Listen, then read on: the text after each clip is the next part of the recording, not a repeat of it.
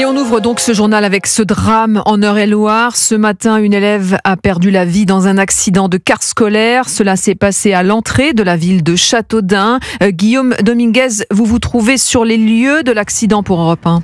Et oui, les images ici, Céline, sont saisissantes. Ce car blanc couché sur le bas-côté en sortie de virage à une centaine de mètres, à peine de l'entrée de Châteaudun, vous le disiez.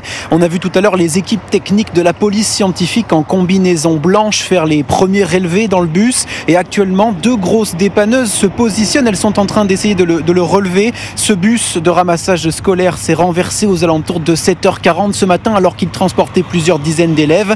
Et il aurait fait une sortie de route sans que pour le moment on sache vraiment pourquoi, mais selon les toutes dernières informations d'Europe 1, Céline, le bilan sanguin du conducteur du bus a relevé qu'il était positif aux stupéfiants.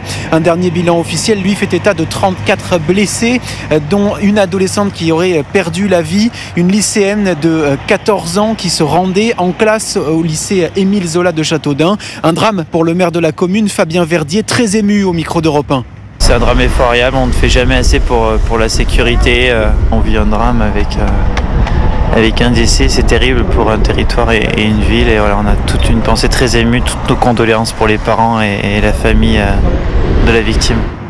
Voilà, et au moment où je vous parle, Céline, Philippe Tabarot, le ministre des Transports, est arrivé sur place. Il vient tout juste de prendre la parole. C'est un drame qui nous bouleverse toutes les personnes qui ont été sur place ce matin, qui bouleverse également bien sûr ses amis qui étaient présents dans ce car, ces collégiens et ces lycéens qui allaient tout simplement se rendre sur leur lieu de travail et d'études et qui resteront probablement à jamais marqués par cette matinée terrible.